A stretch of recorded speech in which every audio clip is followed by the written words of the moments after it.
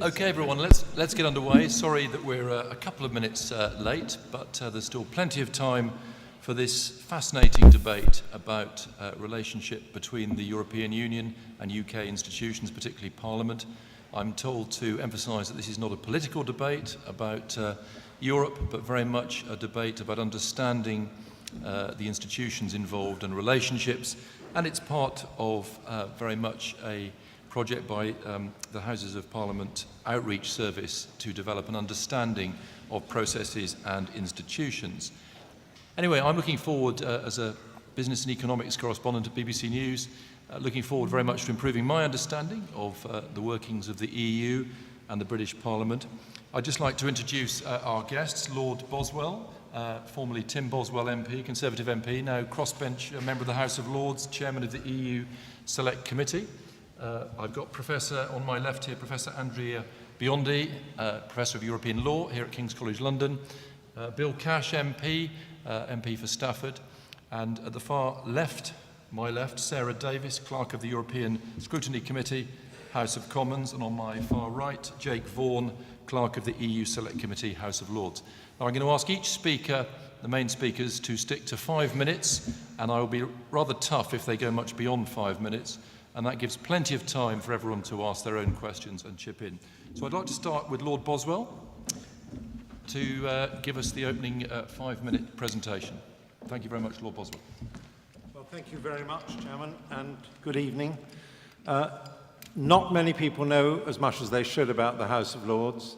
Having moved from one house to the other, I suspect I used to be one of them. But I just want to give you an outline about how we handle EU affairs. It's very much core business as far as the Lords is concerned, which goes back to some rather far-sighted decisions at the time of British entry 40 years ago, when we established a committee and a committee structure to look at, in broad terms, European Union documents and matters relating to the European Union. How this works in practice is roughly like this. Every document which has relevance to the European Union, Commission working papers, for example, are deposited by they're received by the British government departments, and they're deposited with us with an explanatory memorandum tabled by Her Majesty's government, which is meant to explain what they say. As far as I'm concerned, the cardinal sin is an explanatory memorandum which fails to explain, and a few do, I'm afraid, then goes into a number of checklist items. Does it apply to Gibraltar, for example? Some do, some don't. Is there a subsidiarity concern? There sometimes is, sometimes there is not. And what the policy implications are. So it will become obvious from that we are looking at the documents received, which are current business for the European Union at one level or another, or reports on activities of the Union, and we're looking at the British government's interface with that. The bit we don't actually do is legislation in the UK Parliament about British affairs, because that is domestic and we've got our own machinery for that.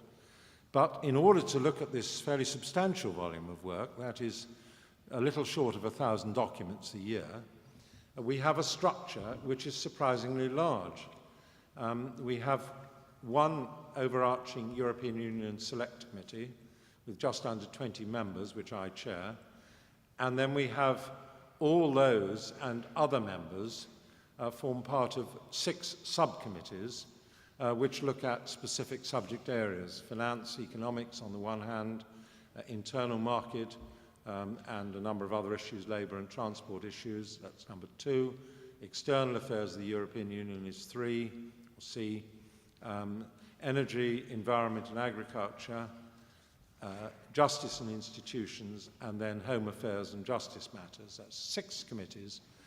And the way it is operated is on Monday, rather like some superannuated Stalinist, I sit there with a complete box of European Union papers, or if I'm really lucky, 2 boxes, with a set of explanatory memoranda with covering notes from the legal team we have, and I, as it were, triage them, and I will either mark them as items which are suitable or appropriate to be held under scrutiny by the European Union Committee to be cleared, or in some intermediate category to be sent to a subcommittee for their information, or possibly for something called super information, which is when you tell them to all take note of it particularly.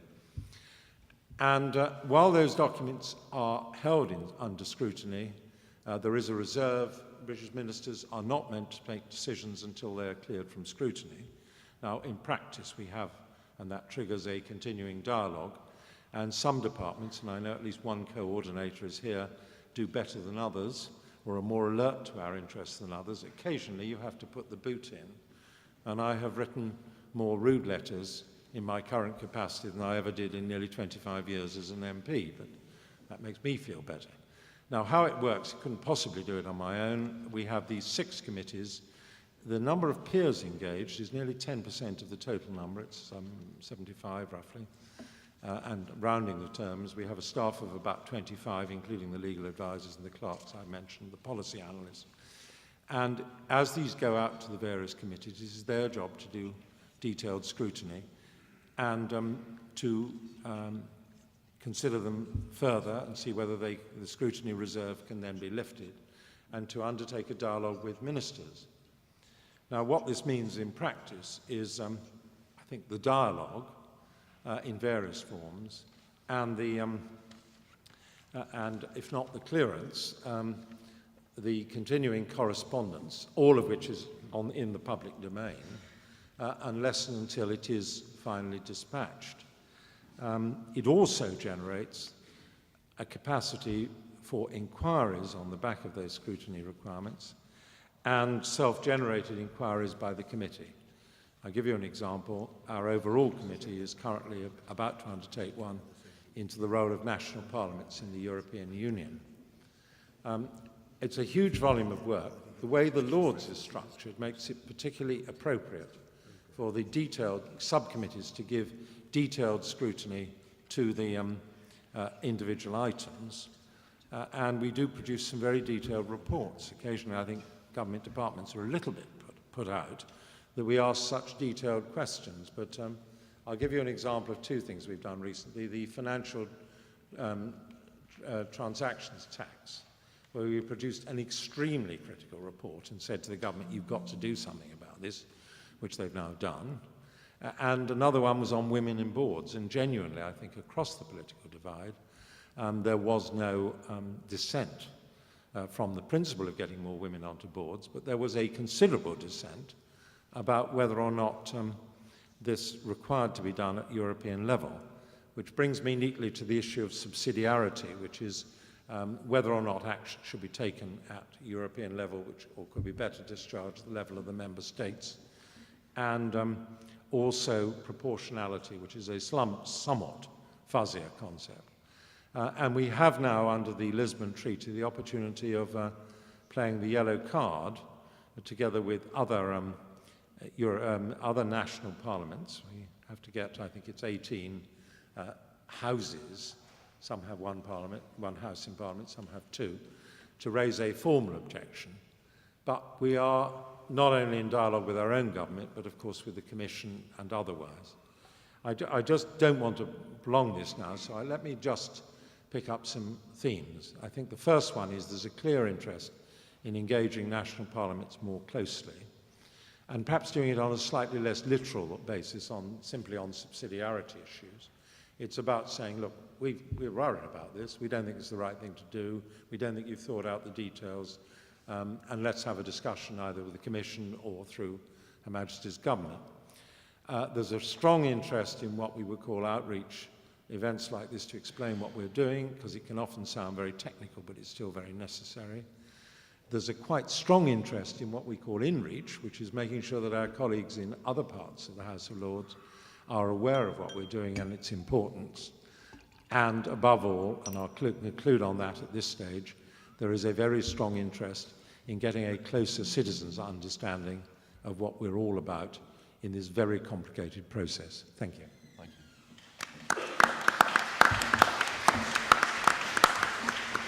Thanks very much, Tim Boswell. I'd now like to ask Bill Cash, long-standing expert on European affairs, chairman of the House of Commons Scrutiny Committee. on European affairs to speak now. Bill. Thank you very much indeed. Could I just say, first of all, that one small thing which has changed in the last 40 years since we joined the European Union, or war, is that I'm the first elected chairman of the European Scrutiny Committee. Hitherto, it's always been the power of the whips. If it was down to the whips, I'm quite sure I wouldn't be chairman. Having said that, however, we have a very harmonious committee, and I'm very grateful to you, Tim, for giving such a good explanation of the process from the House of Lords point of view, because there are very considerable similarities with ours, with one exception, or two exceptions, and that is that we don't go into debates on the theme basis. We go through every document. So of all the 1,000 documents that Tim referred to, we go through every one religiously every Wednesday, and then we decide under our standing orders, it's not a whim, it's laid down by Parliament, that we have to decide in the committee, which has about, 14 members all told, the decision as to whether or not we want to recommend it for debate. So if we want to recommend it for debate, it's on the basis of whether it is political or legal. And this is all laid down by our standing orders. So we make the decision on that footing, and the same provision relating to scrutiny reserve applies to what we say as in the House of Lords, and woe betide any minister, except in exceptional circumstances, who goes ahead and makes a decision in the Council of Ministers if we've said it should be debated and they just simply willfully ignore it. There are exceptional circumstances, and we do exercise a degree of discretion, but we are pretty tough on it, and if they do it in a manner which we regard as unacceptable, then we haul them in front of the committee, and there we are. We will then expect them to explain themselves. The debates take place in two main forums. The European Standing Committees, of which there are three, do not have at the moment a permanent membership, but what that means is that they're appointed by the whips to turn up on a particular day, and then the minister has to respond after there's been about an hour and a half's examination of the issue in question, where people who are in the committee on either side of the chamber, that is, in committee, not on the floor of the House, ask questions about the issue in question to the minister. And as one recent minister who gave evidence to an inquiry I'll mention in a minute said, this is quite a grueling experience because they really have to know their stuff.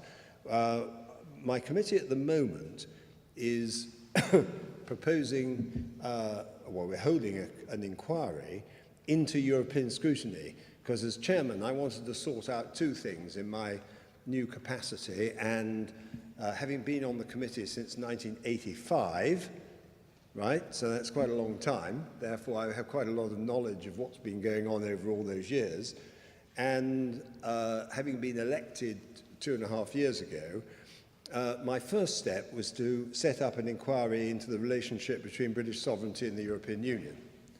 And we managed to dispense with a number of well-established myths about sovereignty, because our sovereignty remains in the United Kingdom Parliament and it will stay there. The second thing is with respect to the question of the whole business of the scrutiny process itself, and I decided, and my committee agreed, that we should have an inquiry into the nature of scrutiny, because, and that's not with regard to what goes on in the House of Lords, this is to do with us. We want to improve it, because I personally have long believed that there is something of a disconnection, and we are improving it. We've had a report. In fact, the draft report is going to be given to me this evening, because we've completed our inquiry to a great extent, and we're now moving into the next phase of publication, etc. Now, that is the process, and I'm very happy to answer questions, and Sarah Davis, my distinguished clerk of the committee, is here, and she will answer other questions as well. But I want to come on to another matter, because I'm not going to take up more than my allotted time. But I'm going to say this. On the piece of paper that you've got, right, which is the method of getting as many of you here as possible, I suppose, not just to hear about process, but to hear about issues. Has the UK membership benefited the UK, question mark? What does the future hold for the UK and Europe, question mark?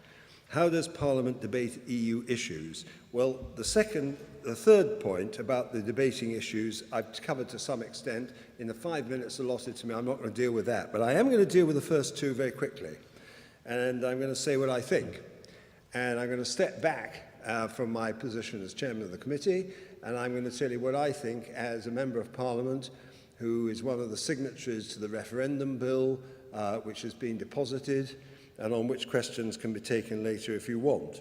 And the bottom line is, I don't think that the EU membership has always benefited the UK, although I do think there are certain elements within the framework of cooperation in Europe where we can benefit. In a nutshell, and of interest no doubt to our distinguished chairman, just to take one statistic, we've been told the single market is absolutely fantastic. It's the jewel in the crown. The trade deficit between ourselves and the other 26 member states, and I'm now talking about has EU membership benefited the UK? We can go into other questions about peace, stability, and all the other issues relating to the question of institutional democracy. I don't think it's democratic. I'll get that one out of the way for a start. In respect to the trade deficit, in 2011, our trade deficit, this is current account transactions, goods and services, imports, exports, for those who regard this as a fundamental question, which it is. It was 47 billion deficit in 2011. Now, you might think that's a lot of money. By the same token, by 2012, it had gone up to 70 billion. Now, these are ONS statistics. They're not just Eurosceptic views. This is from the Office of National Statistics and the House of Commons Library. In terms of the surplus that we have with the rest of the world, we're running at about 13 billion, and it could be much expanded. And then the other side of the equation is, what does the future hold for the UK and Europe? I should say, look at the dysfunctional nature of riots, unemployment, the whole question of democratic legitimacy, which is more general than I can deal with at this moment, but we'll be very happy to deal with later. I'm going to be debating this on behalf of the House of Commons in Dublin next week with all the other national chairmen of all the other member states. And in a nutshell, the future for the UK and Europe is that if it transforms itself into a workable, non-dysfunctional system, it can help by cooperation between member states. But European government is not a good idea, and you can't have two governments and two parliaments dealing with the same subject matter. I'm a constitutional lawyer, and I'm telling you, as a matter of my personal judgment, that it is not possible to continue with two governments and two parliaments. And we can discuss that later with Professor Biondi, I've no doubt. But in a nutshell, there are very serious problems in the present nature of the European Union, and the relationship with the UK is on the edge. Thank you very much.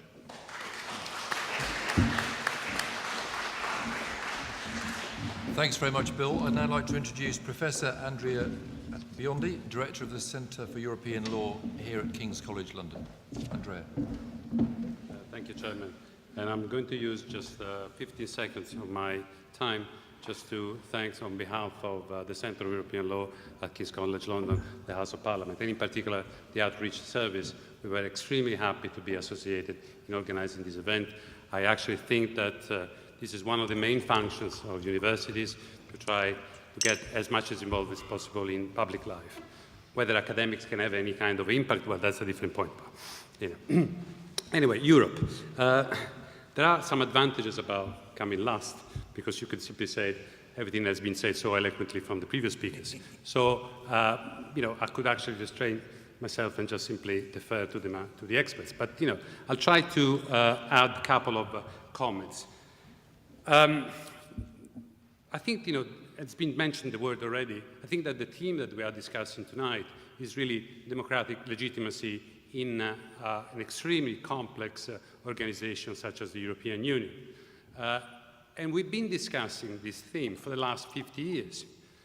2013 actually marks the anniversary of one of the most important judgments of the European Court of Justice, Van Gendel Loss. You might actually say that's really where the problem began.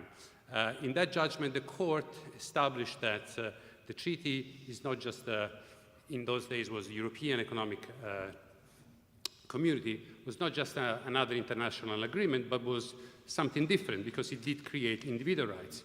And the court, in trying to justify what was actually a rather revolutionary statement, referred to the preamble of that treaty, which says, we're doing this for the people of Europe. Now, in 1953, there were no people, diplomats, ambassadors, bureaucrats, prime ministers, perhaps judges, but not a lot of people.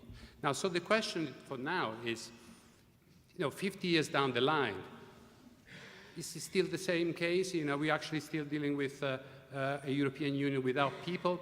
Well, I would say that there's been some kind of improvements. First, from the European Union side, we have now a European Parliament, which is a co-legislator together with the European Council. We have a binding Charter of Fundamental Rights, which is usually mentioned when it does actually protect social rights, that's dangerous. But in reality, as many human rights instruments, it works as a check on public authorities' actions, including the EU institutions. So, for instance, the Charter can be used, is actually used as to make EU institutions' actions more accountable and more transparent. There are even other instruments which I found rather intriguing. For instance, the Treaty of Lisbon, for the very first time, allows European citizens to propose legislation. 1 million citizens can actually propose legislation that have then to be discussed by the European institutions, which I think is quite an encouraging sign. Anyway, if instead you prefer to discuss democratic legitimacy from a national perspective, I think that once again there are quite encouraging signs that things have changed quite a lot. For instance, the Treaty of Lisbon, for the very first time, recognized within its fundamental principles the need to respect the constitutional and political identity of member states, the very first time, and national parliaments. National parliaments, they receive quite a lot of attention by the treaty. For instance, they have a dedicated article which lists a lot of functions for national parliaments. And I'll mention one. They need to be associated with any kind of revision of the treaty. General revision or a simplified version, they had to be associated with the process. And obviously, as mentioned by the previous speakers, the role about scrutinizing EU legislation. I'd just like to add a couple of points about this role for national parliaments. The first, the House of Lords and the House of Commons have been fantastic in this role. I mean, we academics, we just always wait for a report from those houses because we can copy a lot. But even other national parliaments are doing quite well. And I'd just like to mention one recent example. The Commission proposed new regulations on the right to strike. 12 parliaments across Europe, creating a sort of a hub between national parliaments. They all expressed serious concerns about this new proposal, and then the Commission, after 2 months, simply withdrew it. So it looks like it's working.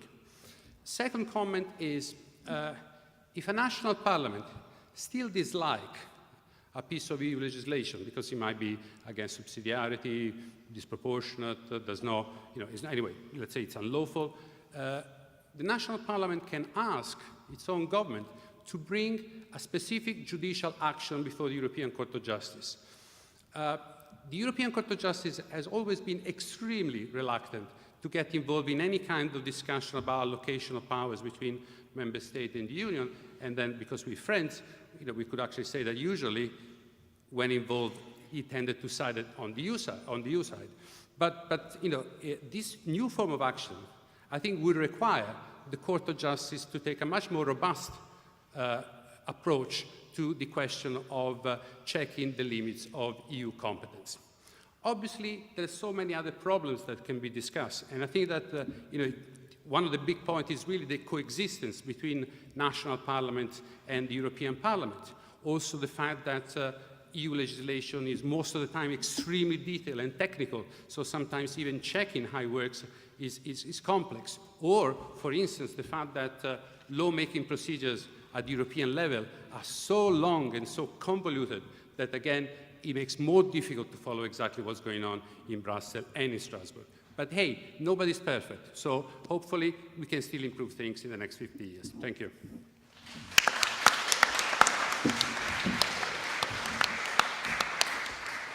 Thank you very much indeed, Andrea. Now, I've had indications of questions which have been submitted prior to this evening, and so I'm going to begin with one or two of those. Equally, I know Bill's got to be off at about 6:30 for some parliamentary business, possibly, and you may well want to ask questions to Bill and the rest of the panel, so I'll throw it open as soon as I possibly can. But first of all, I mean, this is very much a process one rather than a political one. It's, the question is about what preparations will Parliament and the government be making to inform the public about the benefits of belonging to the EU in the run-up to the referendum. In other words, how is this going to be handled, this education process? I'm very happy if Sarah and Jake want to chip in as well, but Tim Boswell, do you have any views on that? Well, I suppose, and it's not often a good idea to say it on a platform, my honest answer is I don't know. You need to know that, of course, at the moment, this is the Prime Minister's undertaking, speaking as leader of the Conservative Party rather than as the Prime Minister of a coalition government. And he said, contingent on the return of a Conservative government at the next scheduled date for a general election in 2015, then he would undertake a process of negotiation or renegotiation leading to an in-out referendum. And in parallel, as Bill has reminded us, there is consideration of a private member's bill this week, which actually reflects the substance of that and has been initiated by a Conservative member. All I can do really is refer you to what happened last time we had a referendum in 1975 under, as it happened then, a Labour government, which had carried out a process of renegotiation and then gave options and indeed paid for the distribution of literature on behalf of the pro and anti-campaign, and also issued its own statement as the government. And some people in turn felt that that was not particularly balanced as a view. But we are a very long way away from there. The only other point I'd make at the moment is that we are into a renegotiation if these first contingent conditions are fulfilled. We've no idea what that will bring or what the government would then say in terms of recommending to a referendum. And if we were to vote in a referendum that we no longer wish to be members of the European Union, which is the substantial question in the draft bill, we would then move into clause 50 of the Lisbon Treaty, which is about the withdrawal procedure. And that would be carried out by under our own national constitution, but we would be required to notify the European authorities. There would then be a debate in Council and a consultation with the European Parliament, suggested that it would lead to some kind of decession arrangements. But if those weren't operational after 2 years, we could withdraw anyway. So, I mean, to be honest, the message is it's very uncharted territory because it's probably premature to ask the question at the moment. Bill, what role do you see for education in the run-up to a debate? I mean, is it very much going to be the pros and antis? And I suppose it depends what the government of the day, what their position is. Well, the arrangements under the present bill, which I helped to draft, actually contain arrangements to ensure that the Electoral Commission, which will have the last say on the question, and also on the rules that will apply. And generally speaking, this matter has been looked at quite extensively for a period of time. And there are such things as ensuring that one side doesn't have a disproportionate amount of money, say from the European Commission through the back door, as is certainly the case alleged in the case of the Irish referendum, where people were extremely upset about the disproportionate amount of money for the yes vote compared to the no vote. However, there are also questions of impartiality, and there is a question in some notices that have been put round saying, given the rancour surrounding the EU, will the British people ever actually receive dispassionate, fully factual information about the EU, etc.? Well, the short answer is that it can be done. Yep. And it could be agreed, actually, within the aegis of the Electoral Commission, that the paperwork that went out and the amount of time and the extent to which the debate was conducted in public, largely, I have to say, through the BBC, because that's what's going to happen. And we actually called in the BBC into our Scrutiny inquiry about, 2 months ago, and we asked them a lot of questions about their attitude towards the whole question of dealing with the European issue, which is sometimes very heavily criticised because of the nature of the people who get put on, the manner in which the questions get asked, and the frameworking of it all, because there is a lingering near certain suspicion, if I can use that expression, that there is a cultural attitude within the BBC which is not entirely helpful to the Eurosceptic argument, which has been winning by proof of fact. However, the fact is, just to answer your question shortly, that the nature of the inquiry will have to be properly impartial, and I would certainly be pressing during the course of the debate, and so will many of our friends, to ensure that the rules guarantee that. And one last thing to reply, not to reply, but to comment on Tim's point about what the nature of the renegotiation would be, as sorry, I said John Major, didn't I? As David Cameron put it, the fact is that it is not certain as to what the nature of his idea of renegotiation will be by any means. And for the reasons I gave you before, which is that this is the wording in the present bill is about our membership of the European Union. Do you want to remain a member of the European Union? And that raises the fundamental question I raised when I said 2 governments, 2 parliaments, democratic legitimacy, cost benefit, all these things. And I'm afraid that at the moment, there is no clear definition of what is fundamental, except in the minds of those like myself and a very, very large proportion of the electorate and of the House of Commons on our side of the equation, who say we need fundamental renegotiation, and that is a constitutional change in the relationship and not merely tinkering with the treaties. Thanks for that, Bill. I can't possibly comment on the BBC's position in all this, but No, that's for far more important people than me nearer the time. We'll discuss that in due course. Do Jake and Sarah want to chip in on this process at this stage? No. Definitive no to that. Very quickly, and I'm going to ask Andrea this and then throw it open. There's an interesting point made by somebody prior to the meeting. What EU laws directly affect everyday life? Well, actually, it does affect every aspect of everyday's life, from the food that we're eating, because obviously the kind of controls on additives or the kind of labeling that has to be put, from the right to go to another member state to receive medical treatment if it cannot be available in no member state, from maternity rights, from the kind of where you're going and how you're going to recycle your old fridge. So in reality, that's actually also your quality of life. Think about prices on wine. I mean, that's actually it's a result a little bit of European law, because in the old days the UK used to tax wine 30 times more than beer, but that cannot be done under European law. So it's a striking fact that European law does affect seriously everyday's life. And that's why I always found a bit difficult. There's another question about what's going to happen with all these laws if the UK leaves. I think that it will be extremely complicated to start disentangling the UK from the very, very wide effect of EU regulation on many aspects of everyday's life. Thank you very much. Well, given the timetable and Bill's availability for a short time longer, I'm going to throw it open now.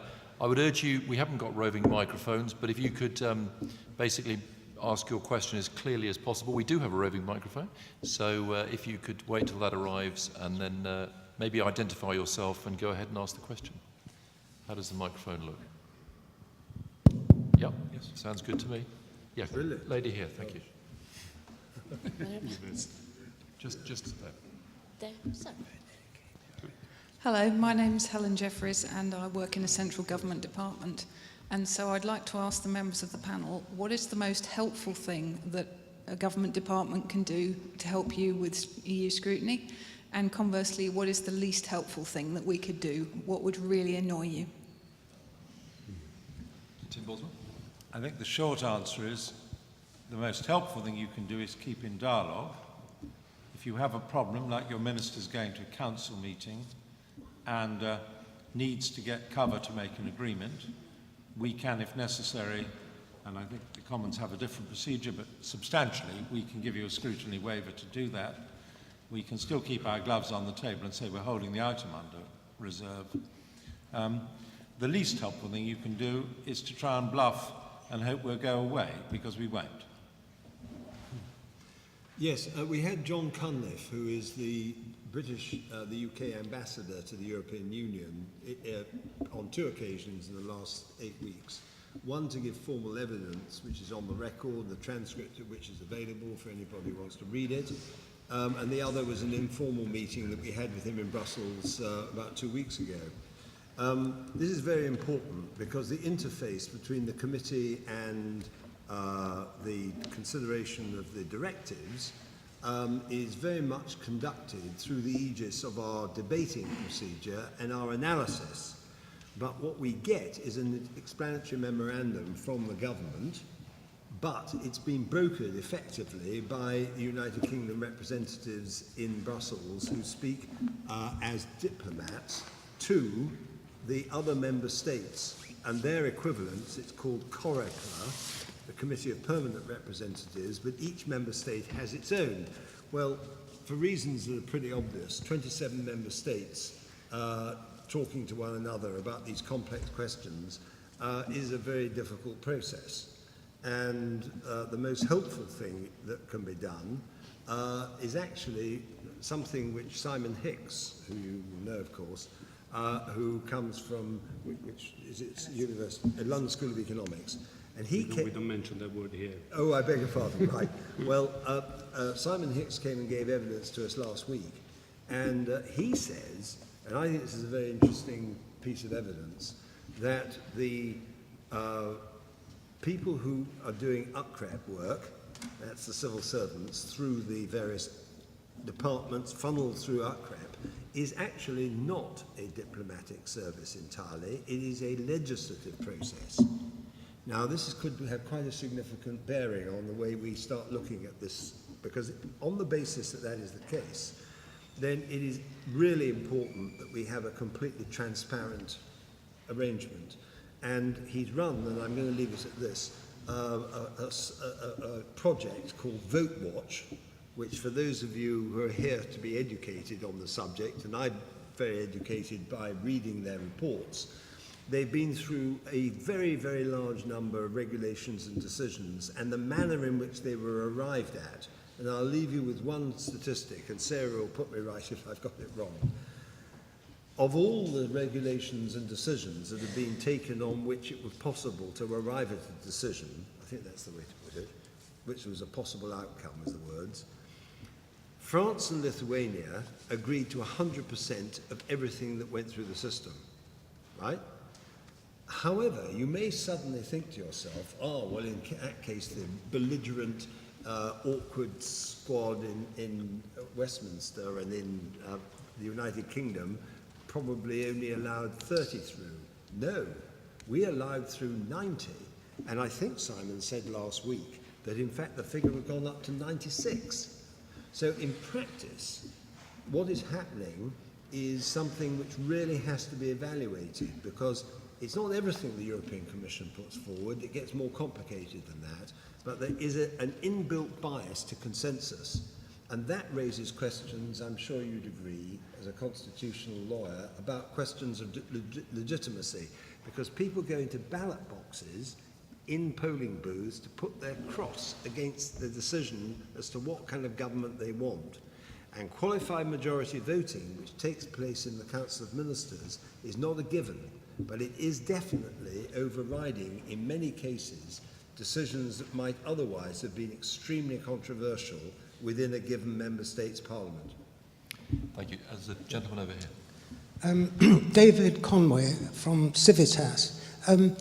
Is it not the case that Parliament passed an act, I think in 2011, to the effect that if there is a proposed treaty change, then there will be a referendum, a referendum on that, and that, therefore, even if David Cameron is not returned as Prime Minister with the Tories after the next general election, should, through the Euro crisis, there be a new proposed treaty indicating fiscal union, for example, we would have an in-out referendum. But more importantly, the question I want to ask you, last time round in 75, and I think I may be the only person in the audience old enough to have voted, in the audience, I don't know. Anyway, but the British public were, at the start of the campaign, equally as Eurosceptic as they are now. And yet, in a matter of only a few months, it was turned around. And the BBC was very instrumental in bringing that about. And it has come to light, many years down the line later, that there was a lot of foreign funding, in particular American funding. That wasn't a deliberate attempt to bring your question to an end, or I think, could I just, excuse me, sir, could I just ask you to quickly wind your question up? Thank you. How are we might be able to ensure that there's fairness between the ins and the outs with money coming from the European Commission? What about this kind of foreign interventions that we suffered from extremely badly last time? It's been well documented. Well, there seem to be two questions there. One about the parliamentary consequences of 2011. I don't know who wants to go first of our parliamentarians. Bill. I think perhaps, basically, there are a number of rules. Generally speaking, the European Union Amendment Act 2011 laid down rules for referendums regarding what I think I can generally describe as what were regarded as significant treaty changes. Actually, under Section 4, and I may tell you I opposed this bill from beginning to end with many colleagues for a very good reason, because we regarded it as really only scratching at the surface. The real problem is that the exemption, for example, on the question that you raised of fiscal and monetary union, actually was exempted by virtue of Section 4, because Section 4, I'm paraphrasing, says there would only need to be a referendum if it were not only significant, but actually applied to the United Kingdom as well as all the other member states. And the policy of the government has been to say, let them go ahead with the core monetary union proposals, which include a lot of the fiscal package.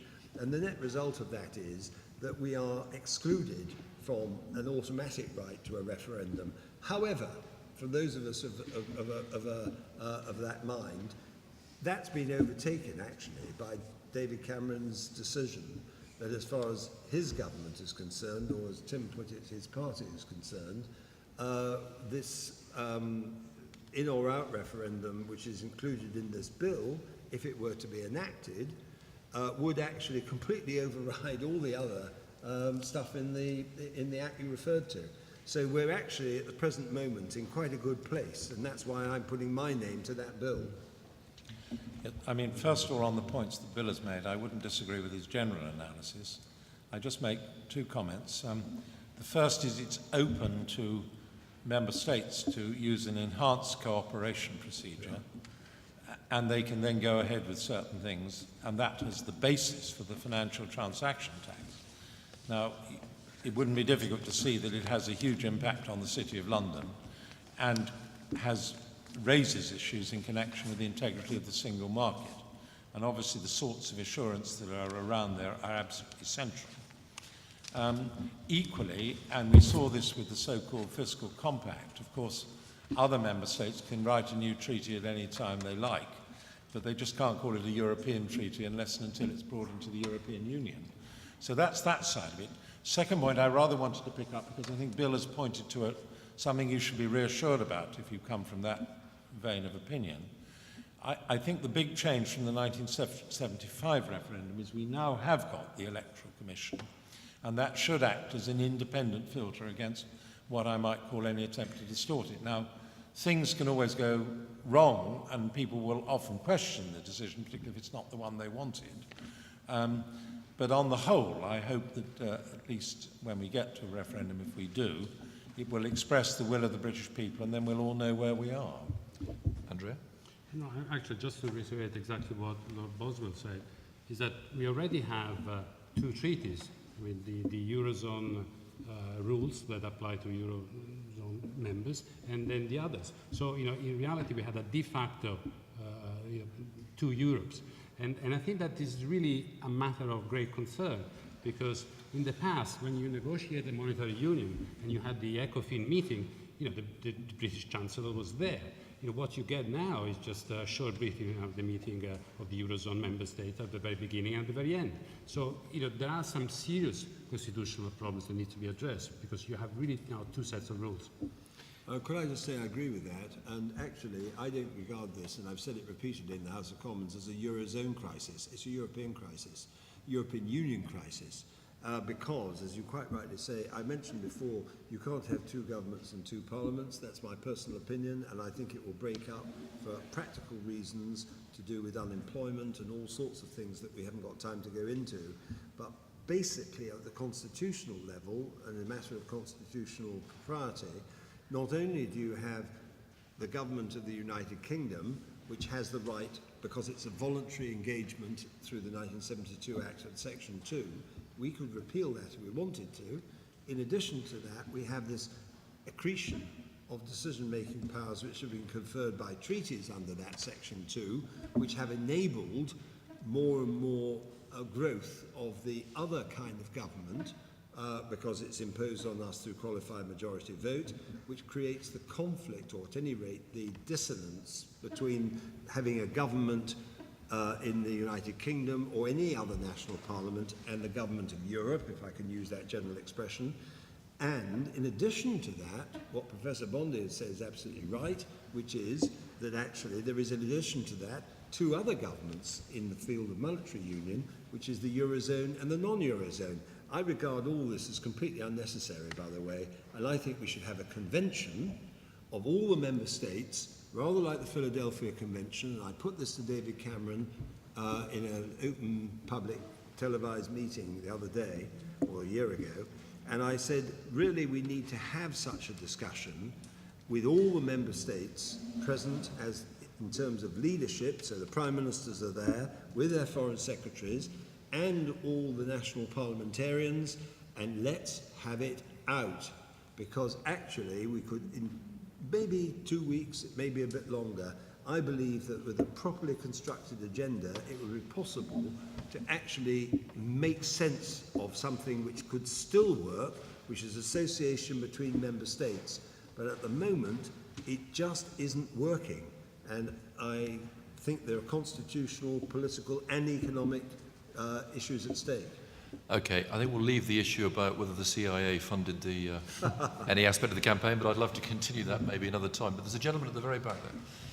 Thank you very much. My name is Peter Cullum. I'm in industry.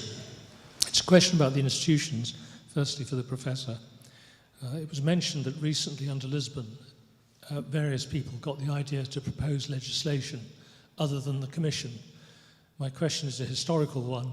What took them so long? Because to us this is fundamental, in that civil servants don't propose legislation, ordinary people do, parliamentarians do, etc. The second point is the European Court of Justice. As I understand it, when a judge takes his oath, or her oath, they do so to preserve the union. Does this automatically create a conflict? Because surely there are wider philosophical implications about a vote by a judge in terms of justice and democracy and all the rest of it. In other words, I'm sure judges in the Soviet Union were there to preserve the system, but that's not their purpose. Thank you. Andrea Biondi. Well, the role of the European Parliament, well, Clearly, I mean, the European Parliament has been the successive winner of all the changes of the treaty. I mean, every time they did extremely well. And what is usually happening now, especially with a rather weak Commission, the Commission keeps on proposing legislation, but now the Parliament has such an extensive power to redraft it, to modify, that in reality is becoming a de facto legislator. So obviously, there are still problems about the length of proceedings, the fact that obviously still had to agree with the Council. But if you look at some of the recent examples of directives that have been passed, they are most of them, they are the product of the European Parliament, in my view.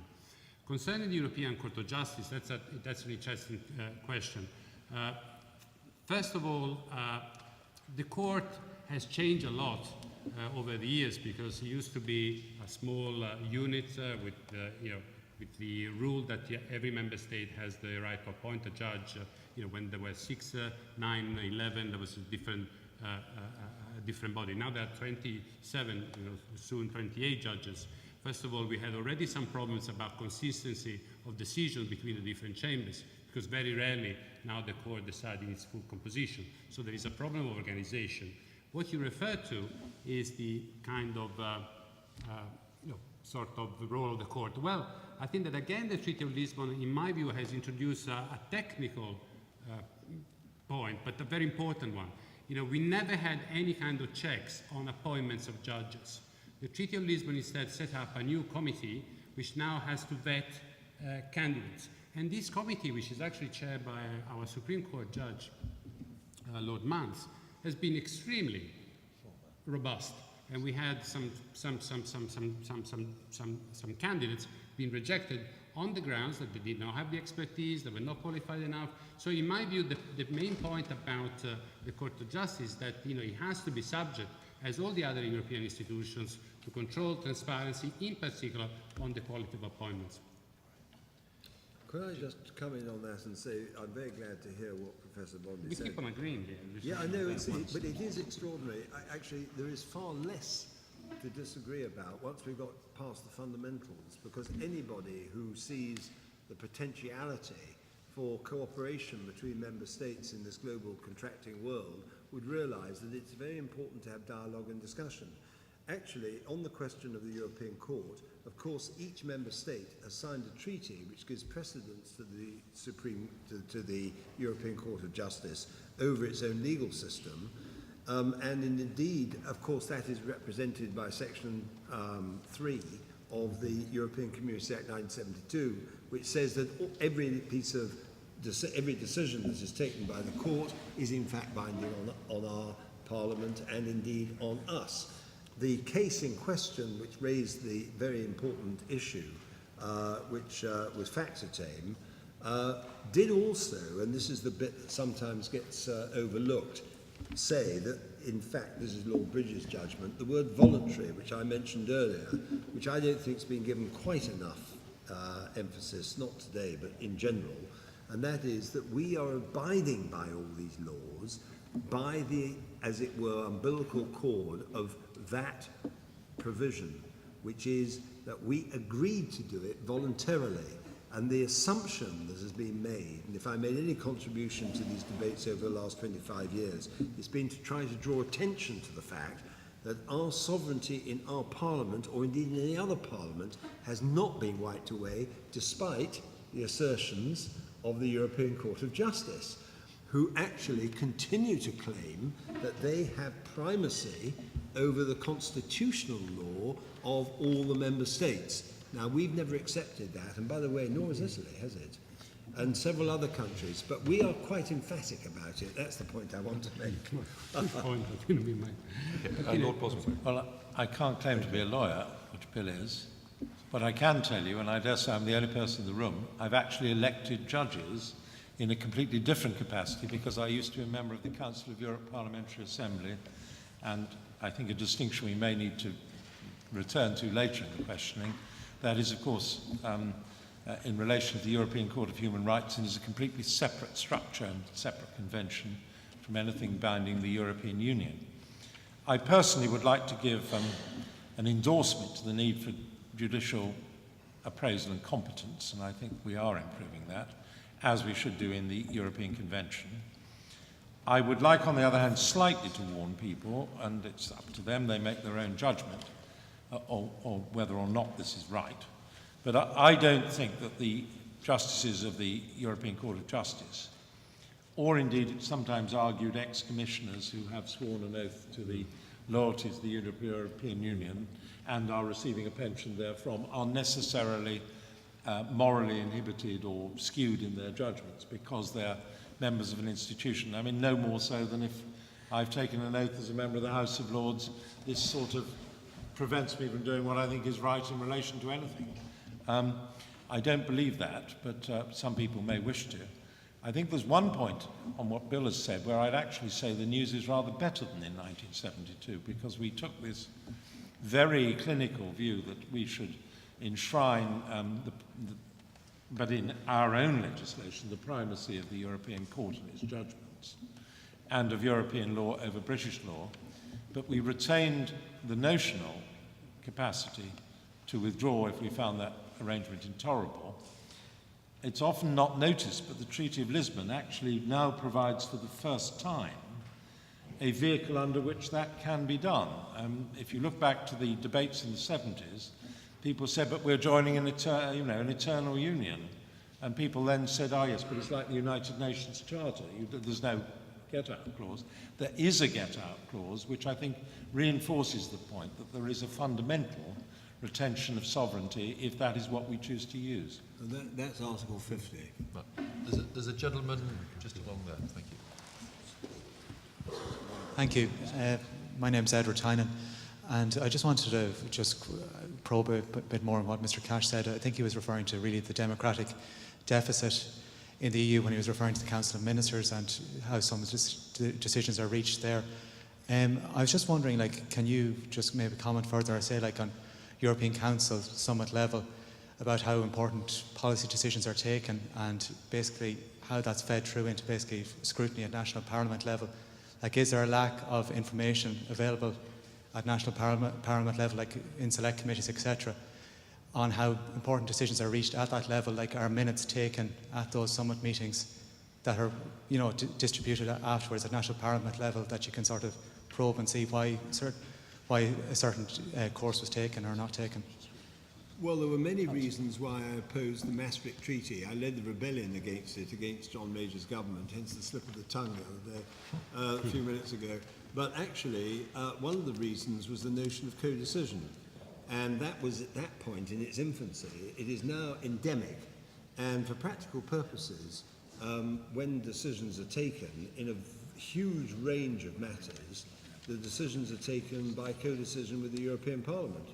And that raises to me a question of democratic legitimacy, not because I'm going to claim, despite the low turnout and all sorts of other things like that, and the lack of knowledge about it, and all sorts of tangential questions, but the fundamental issue which I came to mentioned at the beginning, which is this business of voting in a ballot box for a national government, a national parliament.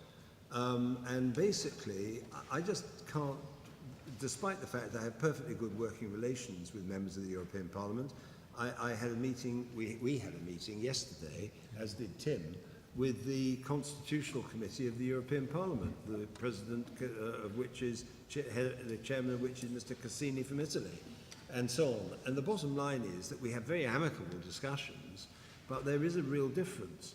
So when we're talking about democratic legitimacy, there are massive question marks over the extent to which we should be bound by decisions that are taken by co-decision, by the increasing use of a qualified majority vote, and also by the, and I have to say, the relative relationship of European to national parliaments. We had a debate in the House of Commons. I'll make this as my final point here. Last week, I very much insisted, against quite a lot of governmental opposition, as chairman of the committee, which they eventually gave in on, to have a debate on the question of primacy. My committee examined the monetary union issues which have been developing over the last 18 months.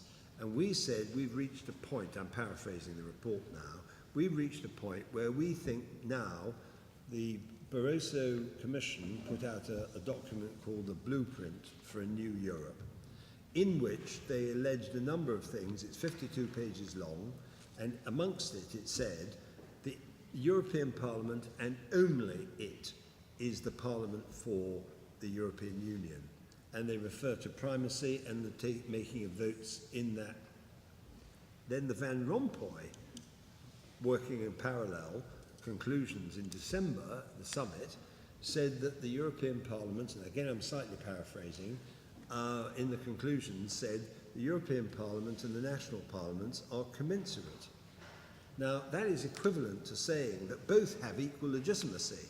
And for the reasons I've given, don't need to repeat, that is just simply not accepted by the National Parliament. And when we had this debate last week, the Labour Party put down an amendment on the financial transaction tax. And they said they were in favour of it. But what they did not do, and that's something which the commentariat have not picked up, if I may say so, is that they did not suggest that the United Kingdom Parliament did not have primacy, which is what we were saying in the motion. And we said it applies to every voter in every constituency through our national parliament. And that is actually a very important moment, because that is the background against which this referendum bill is coming in. Okay? Do you need to... I've got 5 minutes. Excellent. Oh, sorry. Yeah, just come back and allow me to be political but not party political for a moment. First point I'd make is we're not the only set of institutions with problems with democratic legitimacy. I think some of us have been quite shocked and certainly have no pleasure in what we've seen from both Turkey and Brazil in countries which do have functioning democracies at the moment. And I think it would lead me to the general speculation that a lot of our present difficulties are a function of the current recession and difficult times, and I'm not going into the necessary prescription for dealing with it, but I'm just reflecting the fact that that has strained any democratic system currently. Now, I think as regards the relations between the different bits of this debate and where the democratic legitimacy can be inserted, I am a pragmatist. I don't think we should necessarily advance with a preconception. I think the European Parliament has got a job to do.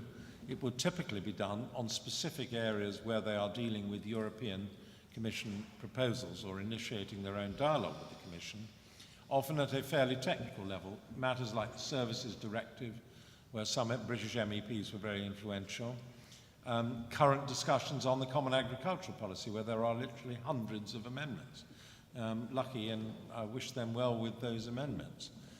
I think, though, what has been missing is a really effective role for the national parliaments. This is one reason we're going to look at that. And this is not confined to Britain. I mean, the Danes and others are also very much interested in beefing this up. And I think we need to make sure that the, as it were, the executive, be it the Commission or Council, doesn't divide and rule. We allow the European Parliament to work as partners with us to hold this whole thing more to account. Formally, you are right. At the moment, the Council is, in a sense, not directly accountable, but it is, of course, indirectly accountable through the fact that it is comprised of national governments and their representatives. And if somebody comes back with a rotten deal or issues an explanatory memorandum to us which is not satisfactory, we should be the first to say so. Could I just make one last comment, because I'm going now? Very, very briefly, Bill. Just to say, bear in mind, strip out all the procedures, all the processes. The whole question ultimately has now reached a point where the institutions of the European Union, so far and at the moment, are insisting on political union. That is the direction of travel. And it's not just the direction of travel, it's actually got there. So we are at a fork in the road, and the real question to my mind, and that's why the referendum issue is now on the agenda, is we do not want political union, a lot of other people do. On your behalf, I'd just like to thank Bill, who's got to go. Bill Cash, Chairman of the European Scrutiny Committee, has the comments, and biographer of John Brighton. Oh, indeed. I can add. And Bill and I share a common link with John Bright through various sort of relations. We're sort of distant cousins, aren't We are, yes. Anyway, thanks very much on your behalf. Very nice to see you.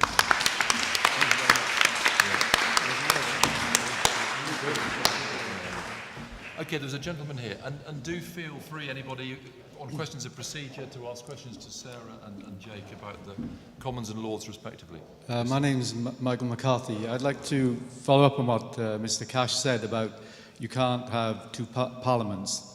It doesn't work. And I used to work for the Department for International Development, and I've seen where we're paying for the EU, we're paying for the DFID's budget, and we're doing opposite things. They just do not sit comfortably together. And then you add to that the United Nations, which you're also paying for. And I just wonder, I'm instinctively pro-European, but 25,000 people working in the EU, austerity, we're trying to cut our budgets, cut our staff down, yet the EU and the European Commission seem to be just going along in their own sweet way. And when you meet them overseas, working in developing countries with the aid program, they just push you aside. They got more money than we have because we've given them that much, all the member states. And often the EU is standing on its own, contrary to what other member states are trying to do in a particular country to help with development. So for me, I think the big question is, can the EU trim itself down a bit? Is there any prospect of that? Because it makes a lot of British people fed up, I think. A lot of my friends, anyway, are just fed up with the size of it. 25,000 staff, that's a football crowd. And for what? Okay. Andrea, do you want to come in? I mean, generally, if you think that we're dealing with 500 million people, I mean, if you look at the whole number of staff of the Commission is not that staggering. But, you know, apart from that point, I mean, again, generally, you know, you touched upon development aid, which is a very good example. But on the whole, you know, we're talking about a system which is sort of 50 years old, right? It's a very young system. And for instance, development aid is just, you know, it's been done right now.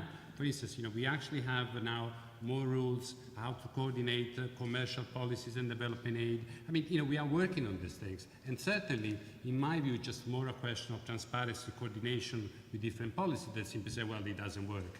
Because, for instance, again, on development aid, lots of other member states, they ask for some changes in giving more power to the European Union as to coordinate better policies. Obviously, UK has been extremely active in this area, other member states less. So once again, I think I found one of the most intriguing development at the level of the European Union is this idea that common commercial policy, which everybody's agreed that should be done by the European Union, should now include also development aid, respect for fundamental human rights, and so on and so forth. I found it an extremely interesting idea. Easy to do it? Not so sure. So, but again, it's just a question of trying. Tim Boswell. Well, on the specific question, issues about different resourcing, contrary policies in relation to development aid, which I'm glad you stressed the importance of, are very much meat and drink to our subcommittee that deals with that subject. And we will look at things like whether an EU mission is appropriate, whether it's properly resourced, over-salaried or whatever. Can I just answer the general point you raised initially about parliaments? I don't think I'd want to say personally that it is impossible to have two parliaments coexisting. What I think is unfortunate if there isn't a clear understanding of their powers and responsibility. And of course that is, if you like, and it's a word that's not always popular in Britain, the task of federal constitutions or otherwise. You have to decide at what level you're operating at. I mean, perhaps pre-1865, you could have said the United States had not resolved this in relation to its own arrangements, but you have legislatures at the state level which coexist with the federal level. And I think what the British government is currently undertaking with its balance of competences review, which will play into this European debate, is trying to look objectively at how these competencies should be articulated, how they're controlled, and whether or not they overlap. And I think we will all look with some interest to see what comes out of that. But I think we have two upswelling tensions here. One is, rightly, you don't want to have a lot of overlapping bodies wasting money, and as I frequently say, we don't want people jetting around Europe at the taxpayers' expense more than is absolutely necessary, for example. On the other hand, you do want a sense of common purpose in which the executive, at whatever level we choose to have it represented, is accountable to somebody, and the ordinary citizen and their concerns and the taxes they pay are properly accounted for. Okay, we've got about 10 more minutes, it seems. I think there was somebody just in this row here. Ah, that's very generous of you to give up your slot. But well, go ahead if you like. Yeah, go ahead anyway. Sorry, just ask. My name is Laura Olao and I work in legal services. And the thing is that I didn't really understand why this other gentleman was objecting to the nature of two parliaments, because the two parliaments, even if they are legislators, they protect different interests. You, as a UK Parliament, are in charge of protecting your citizens, but the EU Parliament is in charge of protecting the 500 million EU citizens. So I do not see why the debate is such incompatible. I don't understand. Maybe if you want to elaborate that and clarify a bit. I don't know. Can we ask you to clarify Bill Cash's views, Tim, do you think? Or? I'm not so Or sure. give us your I'm own not views. so sure I'd want to speak for Bill Cash, although we do have a very good working relationship in our capacity. I think he is pointing to the potential dilemma of, one man, two masters. And you may have seen the play, which has been playing around here recently. It is difficult. I think it's possible to articulate different levels, but I would agree with him on one thing, which we have not found the perfect balance yet. As Andrea said, it's a comparatively modern experiment. It's one which we keep making more difficult in one sense by expanding the numbers, which I personally in our committee is supportive of. We are glad Croatia's coming in. We'd like the Western Balkans to come in when they're ready. But all of it makes it a little bit more complicated all the time. And we have to have, I think, a more informed debate, as I hope we've given you tonight. But, and again, it's an experiment which is based on the assumption that there are different levels of governments. That's exactly, I don't believe in a European Union which takes decisions on everything. That, it's not about passing, rules which are the same for everybody. It's just about trying to have different levels of governments. And obviously the coexistence between national parliaments and European parliaments is one of the biggest challenges. But that's exactly what the European Union is about. I think there's one in the front row here. Yeah, just here. Yeah, the lady here. Just before I left today, my name's Angela Bennett and I'm an LLB law student at Birkbeck. I did read that the United Kingdom has not signed up for a collective complaint procedure so that the non-government organisations can bring a collective complaint under the European Social Charter. And when I consider such issues and that, we have fundamental rights and freedoms, that is surely a good reason not to come out of the EU so that we're allowed to express our opinions and our concerns about the way that we're governed.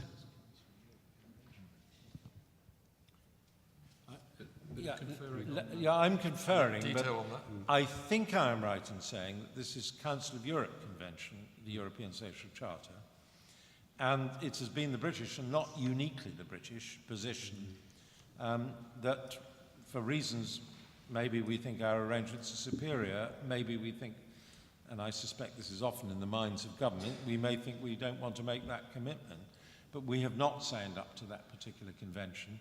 Now, that in a sense raises a wider issue, and I don't want to divert you from it, and Andrea may want to comment on the substance, but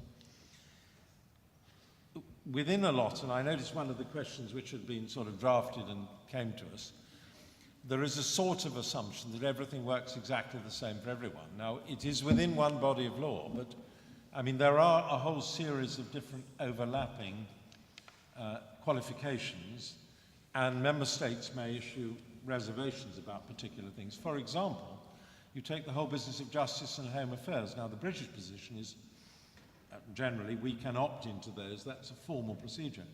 The Danish government has decided to keep completely out of it, full stop. And they've been permitted to do that under the treaties. Now, of course, it is under the treaties, and I think the case you've cited is in relation to the Council of Europe Convention rather than the European Union legislation. But and you have to keep the law, and ministers have a duty to comply with national and international law, I think. But there is more flexibility than we think, and I think sometimes this argument gets too much polarized. But as regards the merits of the issue, I'd rather pass from giving judgment on that. If I may actually divert you to the European Union side, I think that's a good example of the fact that you can do things better. For instance, one of the greatest problems about accountability, access to justice, is the fact that NGOs, associations, they have very limited rights under EU law.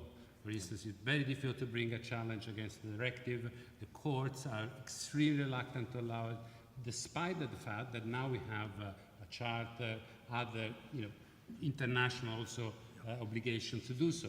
So that's exactly one example that the system is not working properly. And then most of the member states are much more advanced than the European Union. But once again, it's just a question of trying and trying. So in my view, for instance, one of the next steps is really to make sure that you guarantee, for instance, in a proceedings before the European Court of Justice, it's impossible now either to bring a case or even to present a memoir, just to try to have the amicus curiae example, which I think would actually make the whole process of judicial adjudication at the European level much more accountable, more transparent, and closer to citizens. I think there's another one coming just from that side. Thank you. Do remember Jake and Sarah here to take questions on procedure. Feel free to throw in anything difficult, we'll throw that way. My question is to do with the fact that if we were to have a referendum, how long does the panel think the public would need to be educated that we would, be able to make a legitimate decision on what should happen? Because it's so controversial and people have their different opinions that I know, I wasn't born for the 1975 election referendum, but I don't know if I'd feel comfortable voting on it. So I just wonder if they have an idea of the time frame that you'd have to have a run up to the referendum. Very interesting point, going back to where we started the discussion, actually. Well, the formal position is that we would have about 2 years from an election in 2015 to conclude a referendum by the end of 2017, if that's the government we elect, and that's the negotiation we take part in. In parallel with that, at some stage, there would need to be a public education process. We discussed earlier, how that would be seen to be fair and authentic. I would just say that I think something much worse than not having a referendum would be to have one without a properly informed public. Now, the difficulty is that you have a very difficult balance in what is relevant, because it can either be highly complex and technical, or it can be on general, perhaps some people would call it rather woolly issues. And I don't envy the BBC here in trying to draw this out. I don't envy the BBC either. Like general elections, we have a bit of one and a bit of another, and somebody comes along and says, but you're being unkind to duckweed, or do something about tap washers, and if you're a constituency candidate, which I used to be, you find yourself in some difficulty on those detailed issues. Can I just raise, it's a speculation, but you may like to think about it. The issue, the type of issue which will be discussed in a referendum campaign, if we go to that, do you think, and I don't have a definite view, it will be about economic issues? Do you think it will be about, are we better off in or out? Or do you think it will be about political issues? Is this the right kind of enterprise to be a member of? Is it a worthwhile thing or not? Now, I'm being very careful not to load that, because I think I have an obligation to be non-committal on it. But I do think that somehow the referendum debate would be wrong if we didn't at least draw out those two major issues. In Scotland, they've had 2 years. It will be, or maybe just under, for the referendum there. Yeah, just to add, we just had sort of the end of the year drinks with the students, and they organized a referendum. And 89% yes, and the rest no. So you see, with a well-informed debate, you can have good results. Okay, maybe time for one more. Yeah, gentleman over here.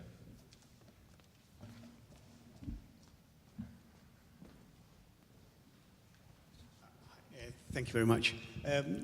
My name's Anthony. It was a long shot to ask. I wanted Bill Cash to be here really for this question because he's a very renowned Eurosceptic. And from what I can gather is that we're in the EU permanently, that we're not going to go out, are we?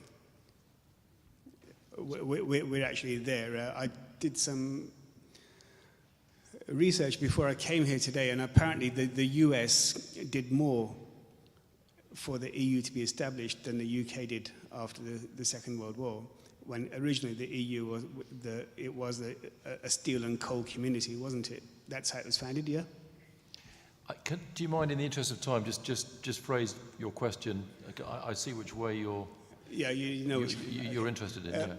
Okay, these so-called referendums that everybody's talking about, that we're going to go into the EU, we are in the EU, and that's it, aren't we? There's no going out, is there? That's my question. Okay, well, that's an interesting final question. Andrea. Well, I mean, I'd like the UK to stay in Europe, otherwise we won't need a professor of European law any longer. So for selfish reason, I mean, I hope that we'll stay in. However, if you want to leave, yes, as I mentioned before, there's now a specific article in the treaty which lays down a very detailed procedure that member states can follow if they want to leave. So technically or legally it can be done. Once again, then we go back to Lord Boswell points, whether we need to start engaging in a discussion about whether this is good for economic reasons, whether there are really some values or some other issue that actually will mean that the UK needs to stay. But can I also just add an extra point? We should not also forget the contribution that the UK had on the European Union. There are certain kind of things that all these emphasis on respect for remedies, the rule of law, transparency, that comes from the UK. There are certain kind of piece of legislation which are successful because of the contribution of the UK. And once again, the internal market is a UK invention. 1992 program is being carried out by English officials at the Commission. So once again, I hope that we stay. Yeah, I mean, first of all, on the point Andrea just made, the Director General of DG Markt is, of course, Jonathan Fall is a Brit. And I mean, he has absolute the lead position in relation to the internal market, and as has been said, Britain is influential. I think the referendum gives an opportunity for what you might call a contestable decision. I mean, if people really want to leave, and that is their considered judgment, they have an opportunity to do so. And I would respect their position, whatever they wanted to do. I would just say one thing in conclusion, and this is not a threat, and it isn't designed, as it were, to load the referendum. Whatever decision is made, there will be a need for Britain to come to an accommodation with its neighbours.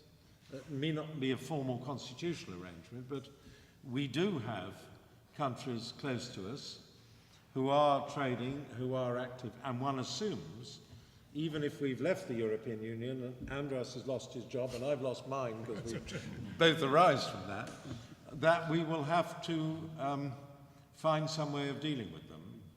And that is perhaps a consideration, but I think we rest on events. Thank you. That's a good thought to end with, resting on events, and an awful lot to think about. It's been a fascinating discussion, debate, and very good questions. A lot to think about between now and 2017.